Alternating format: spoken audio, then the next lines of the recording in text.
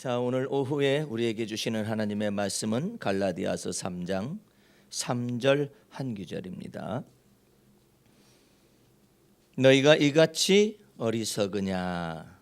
성령으로 시작하였다가 이제는 육체로 마치겠느냐? 거기까지 주의 말씀을 읽었습니다. 이 갈라디아서 3장 3절에 너희가 이같이 어리석으냐 성령으로 시작하였다가 이제는 육체로 마치겠느냐, 이 말의 의미는 굉장히 사도 바울의 사용하는 하나님의 계시와 그 은혜로 오는 말씀과 그 개념 속에서 아주 중대한 의미를 내포하고 있습니다.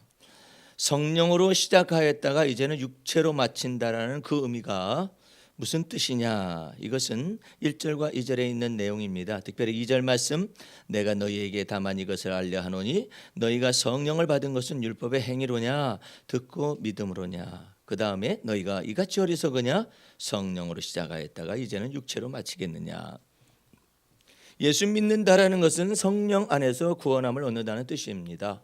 예수 믿는다는 것은 성령께서 예수 그리스도의 피값을 통하여 믿는 자들의 죄를 사한다라는 것을 믿는 것이요, 또 예수 믿는 자들은 의롭다 하심을 얻어서 하나님과 더불어 화평한다라는 것을 성령께서 증거하시기 때문에 성령으로 구원을 시작했다, 이렇게 볼 수가 있는 것이죠. 문제는 성령으로 구원을 받고 성령으로 시작했다가 예수 그리스도 안에서 말이죠, 성령으로 시작했다가 율법의 행위로 들어가는 성도들을 일컫는 거예요. 율법 행위를 전달하는 사역자들이 예나 오늘이나 많아요. 어떻게 만드냐면, 여러분들 예수 그리스도를 믿음으로 말미암아 구원함을 얻었다면 이제 우리는 어떻게 살 것인가, 그 어떻게 살 것인가의 문제를 여러분들 하나님의 뜻대로 사시기 바랍니다. 하나님의 말씀대로 사시기 바랍니다. 또한 하나님의 율법대로 행하시기 바랍니다. 혹은 어떤 사람은 하나님의 계명대로 사시기 바랍니다. 이런 투로 이야기를 한다고요. 그러면 성도들이 받는 입장 속에서는 메시지 전달이 그렇게 됐기 때문에, 내가 하나님의 뜻대로 살아야 하는구나, 내가 하나님의 말씀대로 살아야 되는구나, 내가 하나님의 율법대로 살아야 하는구나, 내가 스스로 의롭게 되어져야 하는구나 라는 그런 말씀 속에서 이 진리의 말씀을 오해하게 되는 것이죠. 그런데 이거 지금 그것은 말씀 사역자가 만약에 예수 믿고 구원함을 얻되 하나님의 은혜를 믿음으로 말미암아 구원함을 얻으며 성령으로 구원함을 얻은 사람은 마땅히 여러분들은 율법대로 살아야 하고 계명대로 살아야 하고 하나님의 말씀대로 살아야 하고 여러분들은 의로운 삶을 살아야만 합니다라고 말을 하게 될 경우에 이제 하나님이 되물을 수가 있어요. 너는 그렇게 살 수 있느냐? 묻습니다. 너 마음을 다하고 뜻을 다하고 성품을 다하고 목숨을 다하여 하나님을 사랑할 수 있느냐? 묻습니다. 없습니다. 없는 것을 왜 네가 전해? 그렇죠? 왜 네가 책임질 수 없는 말을 네가 전해?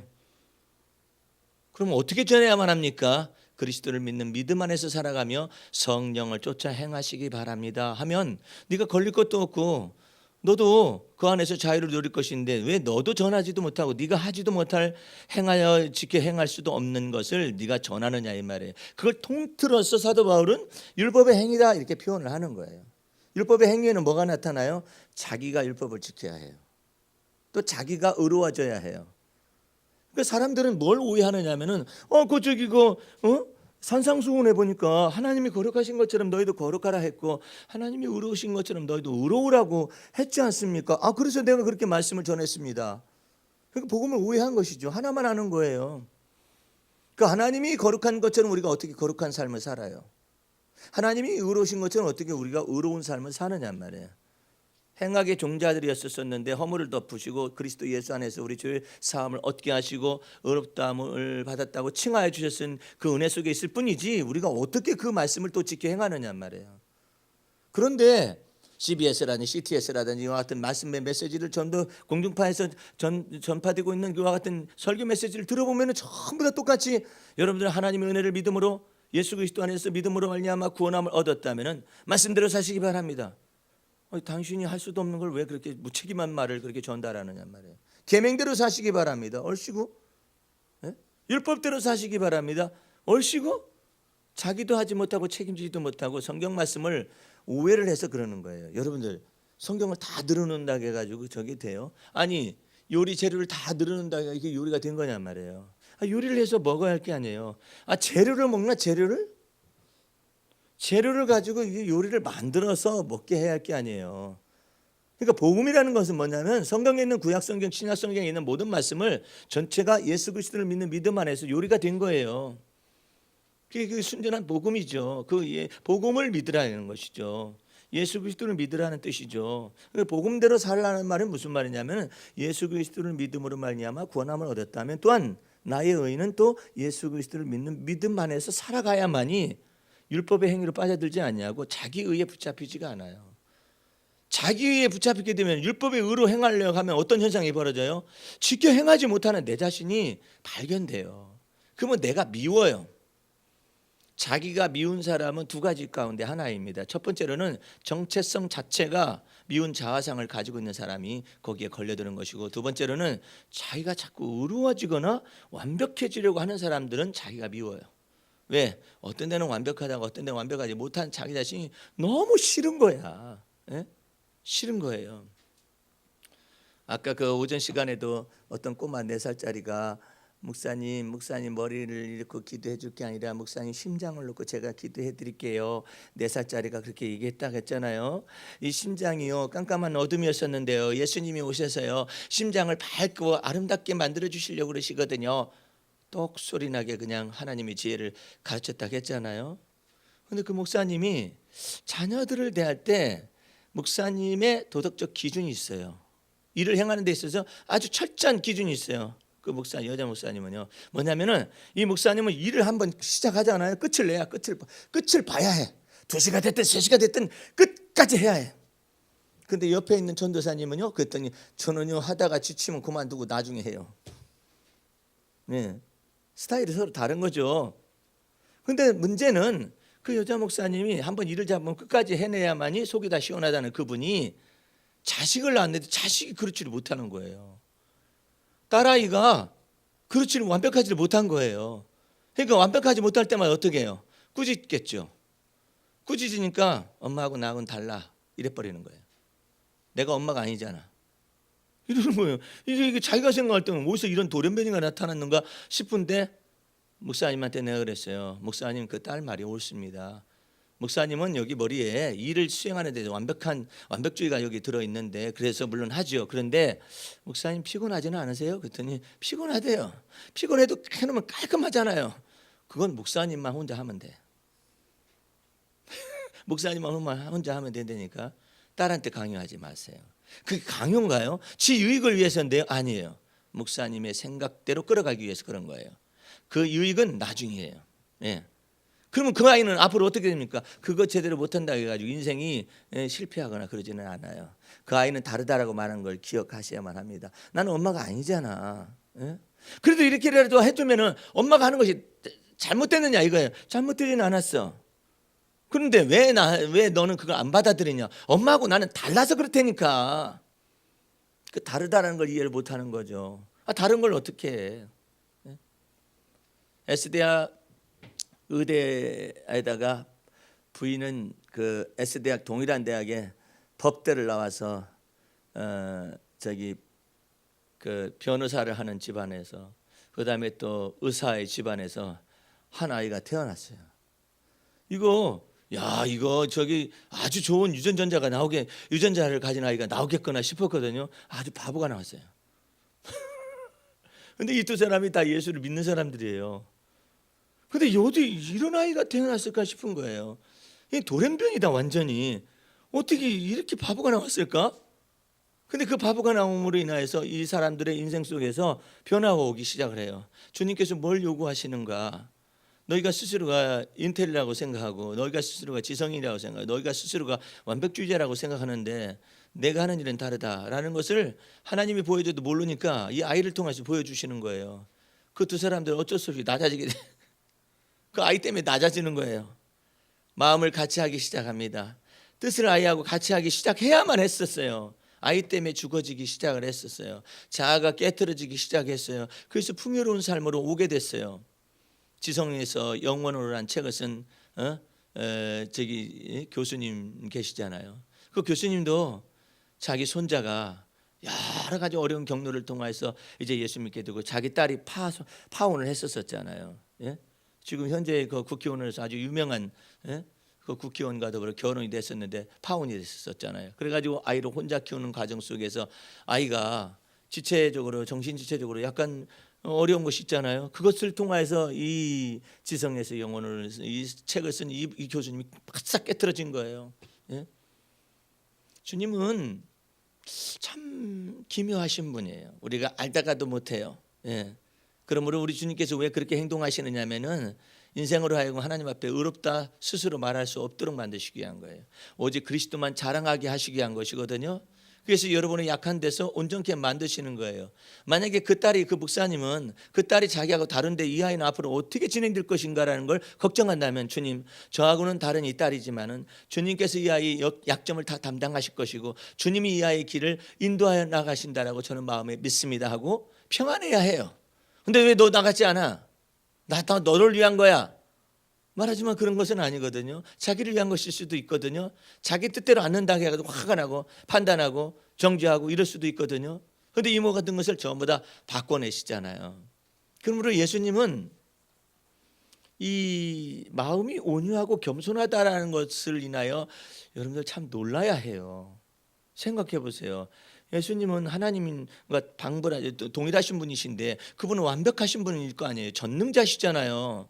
다 아시잖아요. 전지전능하신 분이 있어서. 그런데 그분이 만약에 과격한 걸 가지고 있다고 생각해 보세요. 예? 그러면 인생들 이것 봐라 이것 다 쓸어. 그럴 거 아니에요. 다 쓸어버리라고. 예? 근데 주님이 인자가 되셨잖아요. 하나님의 아들이 사람의 아들로 오셨어요. 그리고 말씀하십니다. 나는 마음이 온유하고 겸손하니 내게 배워라 이렇게 말씀하시잖아요. 그리하면 너희 마음이 쉼을 얻으리라. 그러니까 우리 주님이 사람의 아들로 오셔서 우리에게 나는 마음이 온유하고 겸손하다 하시면서 우리를 가르칠 수 있으니까 우리는 들을 수가 있는 거예요. 예? 근데 그분이 나는 날카로운 그것만 가지고 있다 하면은 참 곤란하죠. 예? 근데 그분은 나는 마음이 온유하고 겸손하다라고 얘기하시잖아요. 세상에 나는 겸손하다라고 말하는 사람은 없어요. 그런 사람 봤어요? 없어요. 하다가 말지 겸손하다가. 근데 나는 마음이 온유하고 겸손하다. 왜 그럴까요? 하늘 영광의 그 보좌를 버리시고 낮고 천한 몸을 입으시 이 땅에 오셨잖아요. 그게 그리스도의 마음이잖아요. 내가 사람을 섬김을 받으려고 온 것이 아니라 사람을 섬기고 내 목숨을 많은 사람들을 위한 대속물로 주기 위하여 내가 왔노라 말씀하시잖아요. 그러니까 스스로가 이처럼 자기를 비워 종의 형체를 입으셨기 때문에 그리스도의 마음은 온유하고 겸손하신 것이죠. 생각해 보세요. 십자가의 고난을 받으시기 전에 호산나 주의 이름으로 오시는 이여 하실 때 예수님이 야 저기 큰 소나 아니면 뭘 맹수를 갖다 들이대라 이런 것도 아니에요. 말을 갖다 들이대라 하는 것도 아니잖아요. 나귀 타고 가시는데 어린 나귀를 타고 이렇게 가시죠. 어린 나귀 타고 가시니까 제자들이 자기 겉옷을 다 벗어서 카펫처럼 깔았어요. 거기다가 제자들이 옷을 벗어서 호산나 다윗의 이름으로 오시는 분이시여 하면서 이렇게 메시아가 오실 것을 하면서 거기다가 그 카펫 대신에 제자들의 옷을 깔았다니까. 그리고 사람들이 나타나 가지고 그 저기 나무를 종려나무를 흔들어대면서 호산나 다윗의 자손이시여 다시 오실 분이시여 뭐 하면서 그렇게 하고 있는데 예수님은 어린 나귀 타고 쫄쫄쫄쫄 가셔요. 뭐 하러 가셨겠어요? 죽으시러 가셨어요. 그런 신이 어디 있느냐 말이에요. 신이 헬라나 로마 신화 같은 것을 보더라도 그 사람이 되시는 신에 관해서 제대로 전설 같은 얘기만 늘어놓을 뿐이시지 나는 마음이 온유하고 겸손하다 하시면서 오시잖아요. 오셔서 사람과 친히 더불어 먹으시고 마시고 이렇게 하시잖아요. 네? 그러니까 임마누엘 하나님이시잖아요. 하나님이 우리와 함께 계시도다 이러잖아요. 그게 얼마나 놀라운 거예요. 그것만 해도 정말 놀랍고 감사하죠. 그래서 요한 장로는 사랑을 많이 받았어요. 그 사람이 얼마나 그냥 성질이 과격한 사람이에요. 불을 막 하늘에서 막 내리겠다는 사람이고 다 불 살라버리겠다라는 거 아니에요. 불 내리는 것도 과격한데 불 가지고 살라버리겠대 사람들을. 어떤 사람들을 예수님의 길을 조금 막아섰다 해가지고 사마리아에서 지나가면 조금 빠르니까 그쪽으로 갈까 했었더니 사마리아 사람들이 못 가다가 예수님은 아무 말씀 안 하시고 돌아가시려고 했게 돌아서 이렇게 가시려고 했겠죠. 근데 이것을 보고 막 열이 막 받아버리는 거예요. 어저께도 내가 어떤 분을 이렇게 기도를 이렇게 해주니까 심장을 보여주셨는데 심장에 열불이 있는 거예요. 열불. 이 열불이 있어요. 열불. 여러분들 심장 좀 검사를 한번 해봐야 하는가 봐요. 심전도 검사를 해가지고 이 열불이 있는 것인지 뭐가 있는 것인지 이 열불이 어디서 나온 거 했더니 아버지 겁니다. 아버지가 열불이만 열불 불로 하늘의 불이 아니라 열불 나가지고 아직도 열불이 남아 있네. 아우 목사님 왔다 갔다 합니다. 열불이 왔다 갔다 합니다. 그렇지 그렇게 제자 훈련을 받더라도 그 열불이 아직 남아 있거든요. 그 남아 있는 것들이 갑자기 어떻게 과격하게 만들겠죠. 이 열불이 있거든요. 그래서 여러분들 속에 어떤 사람은 기도를 해보면 심장에 열불이 있는 사람이 있고 어떤 사람은 머리에 열불이 있는 사람이 있어요. 머리에 열불이 있는 사람은 머리 뚜껑이 이제 벗겨지는 거겠죠. 확 열려버리는 거죠. 가슴에 심장에 열불이 있는 사람이 있어요. 또 내장에 열불이 있는 사람이 있어요. 그러면 한의학적으로 진단이 나오게 되겠죠. 그래서 내장에 열불이 있게 되면은 부조화가 발생을 해요. 그래서 음식이 소화되는 이것에 있어서 부조화가 발생을 하게 되죠.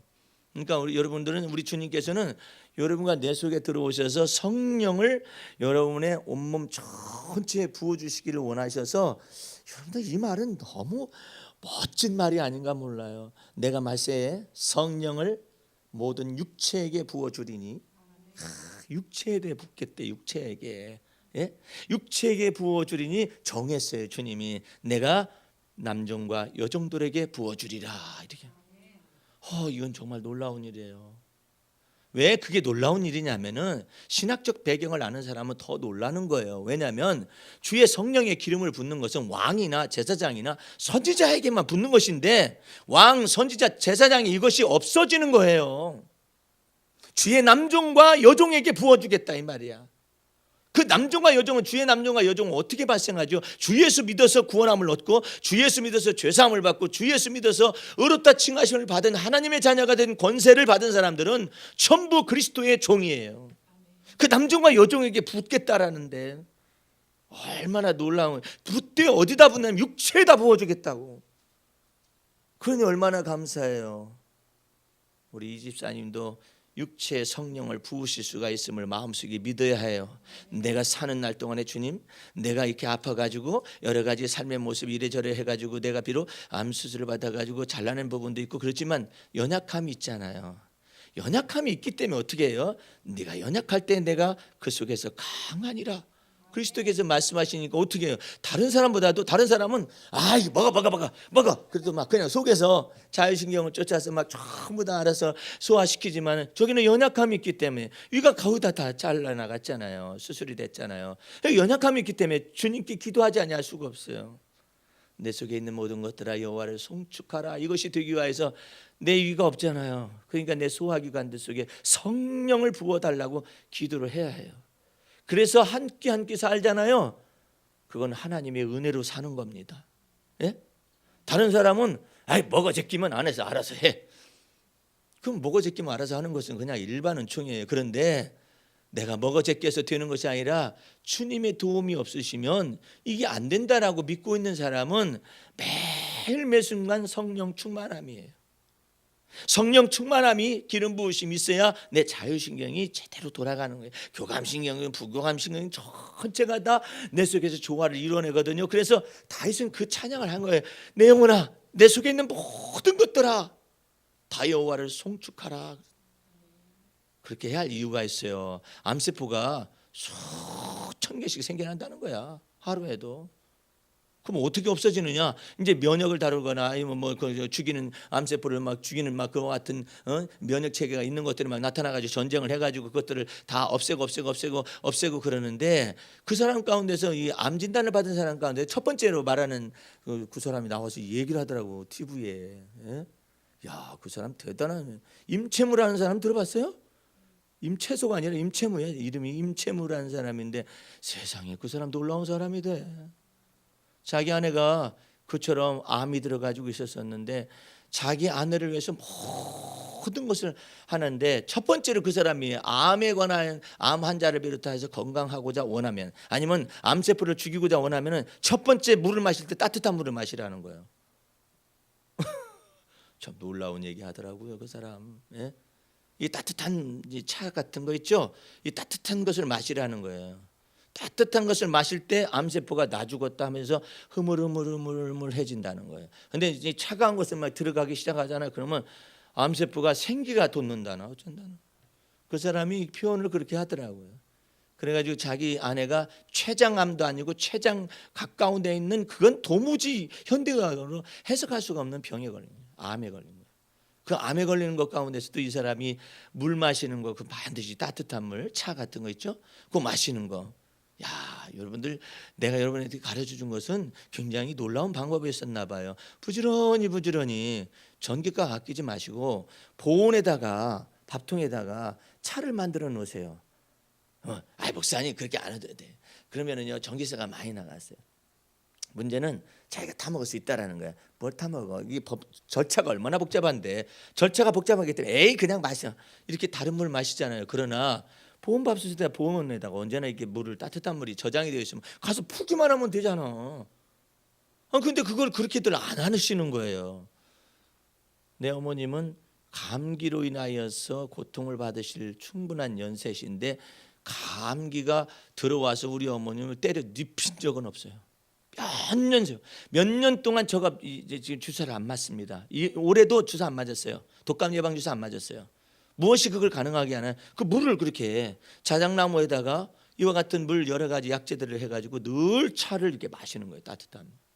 나도 그걸 계속 마십니다. 이번에도 감기가 오긴 왔어요. 감기가 오긴 왔었는데 나를 때려 눕히지는 못했어요. 그래서 내가 감기에 관한 글을 써서 보냈었지 않습니까? 오늘 여러분들 생각하세요. 내가 뭐 때문에 이야기하느냐면 하나님의 성령께서 그리스도 안에서 내 안에 성령께서 들어오신 목적이 뭐예요? 내 속에서 온 몸에다가 성령을 부어주시기 위해서 오신 거예요. 건강을 위해서도 부어주시고 내가 흘랍도록 하나님의 뜻대로 이게 돌아가기 위해서 이게 오시는 거예요. 오셔가지고 여러분을 완전하게 하실 거예요. 내가 완전하게 해지려면은 죄책감이 생겨요. 아니면 자기의 자랑이 생겨요. 근데 성령을 내게 부어주셔서 내 두뇌를 완전케 하신다니까. 예? 두뇌를 온전하게 돌아가게 하죠. 그 두뇌가 성령으로 말미암아 충만함을 받아 돌아가면은 날카롭지가 않아요. 그 대신에 샤프하게 돌아가요. 예? 잘 돌아가요 이게요. 예? 여러분들 차 운전할 때 엔진 오일 제대로 몇 킬로마다 이렇게 갈아주잖아요. 얼마나 엔진이 부드럽게 가는데요. 근데 그 엔진 오일을 제대로 안 갈아주면 문제가 발생하는 것처럼 우리 마음속에 성령님이 내주하시는 까닭은 뭐냐면 내가 예수를 믿는 믿음을 사용할 때 다시 잘 들어요. 내가 예수를 믿는 믿음을 사용할 때 그때 성령을 부으시는 거예요. 성령은 주 예수를 믿는 믿음과 더불어서 역사하실 수가 있는 것이지 내가 율법의 행위를 들어간다든지 아니면 내가 자기 의를 막 세우려고 노력한다든지 그래서 죄책감에 멍에를 떼가 뒤집어 쓴다든지 이러잖아요. 그러면 성령님은 움츠러들으시죠. 역사를 안 하셔요. 근심하셔요 우리 속에서. 그러니까 여러분들이 홀로 있게 하지 마시고 온 육체에 성령을 부으실 수가 있다는 사실을 믿되 아주 중대한 일을 처리할 때는 더욱더 주여 성령을 제 두뇌에 부어달라고 기도를 해야 해요. 목사님 와서 해주시죠. 내가 언제 쫓아다녀서 다 해.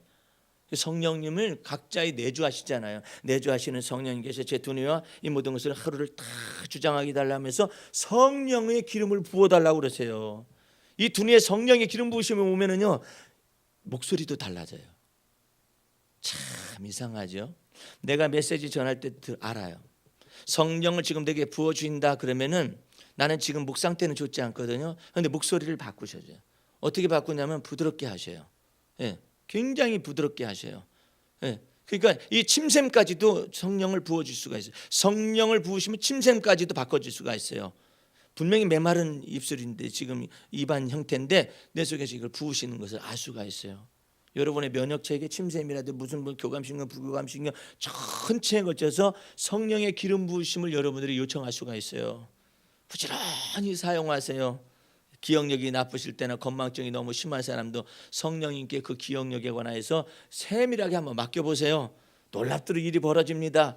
내가 여기까지는 기억을 못하는데 내가 그건 기억하더라. 그거면 그 성령이 부어주셔가지고 그러는 거예요. 그러니까 여러분의 성령님께서 지혜와 계시 영으로서 여러분 안에 들어오셔서 여러분을 도우시는 거예요. 그래서 성령님, 보혜사 성령님의 영어적인 표현이 뭐냐면 Great Counselor예요. 예?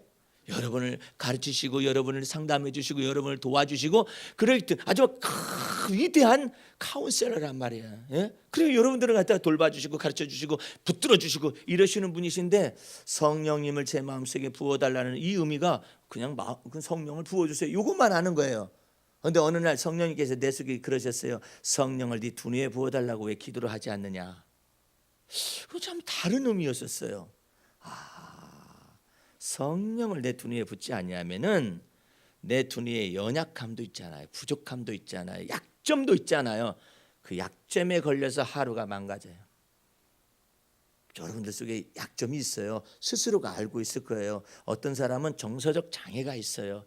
약간씩 있을 수가 있어요. 어떤 사람은 정신적으로 약간의 장애가 있을 수 있어요. 어떤 사람은 정신이 산란한 사람인 경우도 있거든요. 이 모든 연약함과 약점들을 능히 커버하실 수 있도록 성령께서 내 안에 들어와 계셔서 좌정하시고 있다가 주를 믿는 믿음을 사용하면 어떻게 사용해요? 주님 오늘 제 두뇌의 약점이 이것인데 이것을 능히 온전케 하실 수가 있으십니다라고 믿는 믿음을 하고 그 다음에 성령을 여기에 부어달라고 하면 요청을 하면 우리 하나님의 성령이 드디어 이 마음의 문속에 열리셔가지고 성령을 기름 붓듯이 여러분의 두뇌에다 부으시고 여러분의 육체의 연약함에도 부으시고 여러분의 위장이 약하면 약한 것을 부어주시고 언제든지 그래요. 그래서 결론적으로 무슨 말이야? 예? 무슨 말입니까? 내가 약할 때 그리스도가 내 안에서 강하십니다. 그것이에요. 그것이 그렇게 살아야 해요. 반대로 아유 내가 소화시키는 자신만만하지. 나는 본래 그냥 위는 그렇게 태어났어. 한번 주님께서 딱 거두잖아요. 그러면 이거 빼도 박지도 못하는 여기다 딱 놓을 수가 있어요. 예? 언제나 범사에 내 속에 있는 모든 것들 두뇌로부터 머리 끝에서부터 발끝까지 성령의 기름 부으심이 나타나길 원하는데 특별히 여러분이 스스로가 아는 연약함이 있다니까요. 위가 약한 사람, 장이 약한 사람, 아니면 그 다음에 어디가 약한 사람, 신장이 약한 사람 뭐 이런 것들이 있을 거 아니에요. 이런 연약한 것 가운데 그리스도께서 내 안에서 충만하게 오실 수가 있는데 한 가지 여러분들이 잊지 말아야 할 것이 있어요. 내가 하나님의 은혜를 믿음으로 말미암아 구원 얻는 건 전적인 하나님의 은혜예요. 그런데 내가 예수 믿는 믿음으로 살아가거나 성령을 쫓아 살아갈 때는 요청을 해야 해요. 반드시 그래야 해요. 내가 주님 저 필요합니다. 주님 저는 주님의 도우심이 필요합니다. 주님 저는 성령의 기름 부으심이 필요합니다. 주님 저는 이렇게 연약합니다. 주님께 요청을 해야 요청을 해서 요청한다는 말이 뭐예요? 에스크라는 말이잖아요. 에스크라는 말이 뭐예요? 기도한다는 뜻이에요. 그러니까 그걸 기도를 해야 하는데 엉뚱한 걸 막 기도하는 거야. 예? 그러니까 여러분들이 무엇보다 내 마음속에서 성령의 충만함과 그 성령의 충만함이 곧바로 어떻게 나타나요? 내 속에 지혜와 계시의 영을 주는 거예요. 이 정신을 지혜롭게 하시고 그 다음에 또 놀랍도록 계시의 영이라는 건 무슨 말이냐면 내가 알지 못하는 깨닫는 마음이 딱 들어오는 거예요. 어라? 이 말을 내가 안 하던 사람이 어떻게 말이 툭 나온다? 해가지고 말이 되어져 간다? 말 되어져 가는 대로 막 이루어지기 시작하는 거죠. 얼마나 놀라운 일이에요. 그것이 여러분의 삶 속에서 있어진단 말이에요. 예? 일하시는 분들도 마찬가지. 일하실 때도 손님들이 어떻게 왔어요? 그러면 어떤 집사가 말하길 지발로 다 걸어왔다고. 그러면 재미없어. 지발로 걸어왔는데 지발로 걸어와가지고 내가 밥 주고 지발로 걸어와서 내가 뭐 서비스 해주고 지발로 걸어왔는데 이러면 재미 하나도 없어요. 어떻게 하면 재미가 있느냐? 하나님이 저 사람을 보내셨다. 하나님이 저 사람에게 서비스를 받을 생각을 주셨대. 하나님이 저 사람으로 하여금 내 가게에 들어오게 하나님이 저 사람을 나에게 붙여주셨다라고 믿으면은 오는 사람마다 신기해요. 어떻게 해서 여기 왔대요? 어떻게 해서 나를 결정했죠? 어떻게 해서 물어보세요. 각가지 이유가 있는데 각가지 이유 속에서 하나님이 움직이셨어.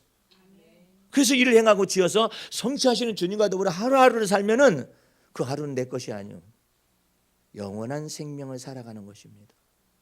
그래서 허무하지 않아요. 그래서 무의미하지 않아요. 내 지난번에 얘기했었잖아요. 동대문에서 남편도 약사, 장로, 부인은 약사, 권사. 약국을 30년간 둘이 약대 나와가지고 결혼해서 해서 땅 살 거 다 사고 다 갖춰놨어요. 강남에 집도 좋은 집 있어요. 근데 허무함이 찾아왔어요. 내가 지금 네 나이 들어 뭐하고 앉아있냐 이 생각이 왔어요. 목사님 와주세요 해가지고 제가 갔어요. 목사님 들어보세요. 제가 돈 많이 벌었거든요. 남편도 저쪽에서 지금 약사하고 있죠. 저도 여기서 약사하고 있죠. 동대문 코너에 있어요. 코너에 있는데 이거 4분의 1밖에 안 되는 거 약국이야. 쬐끄만해. 거기서 그 많은 돈이 나왔어요. 예. 근데 허무함이 찾아온 거예요. 내 지금 뭐하고 앉아 있는 거야. 여러분들 약국을요 가만히 보면요 구멍가게나 똑같아요. 잘 생각을 해보세요. 다른 데서는 다른 물건을 팔 뿐이고 여기는 약을 팔 뿐이에요. 그런 자기 회의가 찾아온 거예요. 재미도 하나도 없습니다. 이거 문을 닫았든지 아니면 임대를 주든지 이래야 하는데 이거 어떻게 할지 모르겠습니다. 그래서 뭐 때문에 그래요 했더니 이렇게 허무하다라는 거예요. 그래서 제가 그때 성령께서 지혜를 주셔서 말씀을 드렸어요. 권사님, 이 약국에 저 사람들이 오죠. 어떻게 와요? 그랬더니 다들 자기가 원해서 자기 뜻대로 온다는 거예요. 그래서 거기에 문제가 있어. 권사님 여태까지 주님께서 이 약국에 들어오게 하셔서 사람들을 약국이 얼마나 많아요. 이렇게 많은 약국 가운데서 권사님 약국으로 주님께서 마음에 정하셔 들어오게 하신 거야. 저 사람들은 주님이 보내신 사람들이라고 생각해봤어요. 그랬더니 생각 안 해봤대요. 다 지발로 다 걸어왔다라는 거지. 그러니까 재미가 더럽게 없지. 응? 나는 지발로 걸어온 사람들한테 몇 푼 남기지 않기 위해서 약을 팔고 앉아있고 이게 뭐하는 짓인가 싶었었잖아요. 아니야 권사님, 저 사람들 주님께서 보내신 사람들이야. 이제부터는 문 열고 들어오는 사람들에 관해서 신비스럽게 생각을 하세요. 주의 신비가 저들의 마음속에 있어요. 스님이 들어와도 상관이 없어. 어쨌든 보낸 거야 이쪽으로. 어떻게 하기 위해? 권사님을 유익하게 하기 위하여, 권사님 속에서 유익을 남기게 하기 위하여, 권사님을 돕기 위하여. 그 돈을 가지고 어떻게 했어? 권사님 선교비도 하고 뭣도 하고 주님께 헌신하기도 하고 그랬었잖아. 저 사람들 들어오는 사람들에 관해서 생각이 처음부터 생각이 잘못됐던 거야. 저 들어오는 사람들을 주님께서 보내셨다고 믿으면 성령으로 시작했다가 이제 성령께서 임재하시고 나타나셔서 이 가게 속에서 이 약국 속에서 일하시는 거예요. 앉아서 있다 해가지고 아이고 그 권사님 소원이 뭔지 아세요?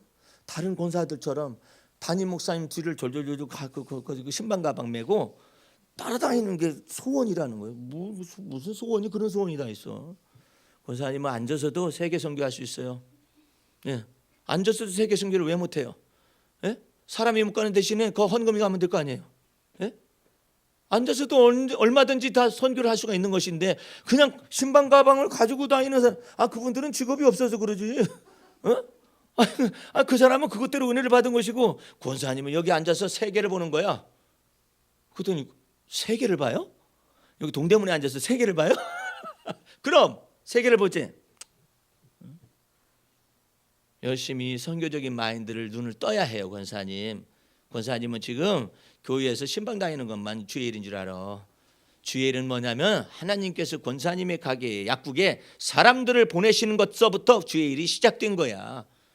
권사님이 주의 일을 하는 것이 아니라 하나님이 보내신 자 예수를 믿으면 하나님의 일을 친히 역사하시는 거야. 그 역사하시는 것 속에 권사님이 서 있어. 그 중심에 권사님이 서 계셔. 뭘 지금 부러워하려고 그래? 그래도 저는 그냥 은퇴하고 나가서 뭐 어떻게 했으면 좋겠어요. 나가봐. 권사님 쓸모없음을 느낄 테니까. 약국에 앉아있을 때가 행복할걸? 권사님 저 먹을 거 다 해놨어요. 누가 뭐래? 나가봐. 나가서 이거 약국 그만두고 집에 한번 처박혀봐요. 어떤 일이 벌어지나. 그리고 신방 가방 들고 가봐. 내가 지금 뭐 한다냐 또 그 생각할걸? 차라리 약국에 있는 것이 낫지. 왜? 신방 가방 들고 다니면서 찍고 까불는 사람들이 얼마나 많은데. 에? 그리고 목사님 뒤로 가는 앞에 가는 목사님 흉이나 보고 앉아있고 얼마나 많은데. 차라리 약국에 앉아있으면 이 꼴 저 꼴 아무것도 안 봐서도 좋을 텐데 그 생각 들어갈 거예요. 그러니까 부르심을 받은 대로 거하세요. 예? 부르심을 받은 대로 행복을 창조해야지. 아이고 나는 이 악기 부는데 저 사람 행복하게 보인다. 어이구 그쪽으로 가봐. 그 세계가 어떤가. 예? 아이고 이거 참 좋은 거로구나. 예? 참 좋은 거. 그렇게 정이 원하면 그 악기를 배우면 될 거 아니에요. 예? 그러니까 자기가 자족하는 것을 그리스도 안에서 갖는다는 건 굉장히 소중한 거예요. 나로 하여금 능력을 주셔서 내 연약함을 담당케 하시고 나로 하여금 내 길을 걸어가게 하시는 그 속에서 하나님이 영광을 받으신다면은 생명의 영이 여러분 속에 역사하시는 것입니다. 성령으로 시작했다가 육체로 마실 것이 아니라 성령으로 시작했다가 성령을 쫓아 행하여서 주님이 온전히 여러분을 통하여 영광 받으실 수 있기를 주의 이름으로 축원합니다. 기도하겠습니다. 우리 하나님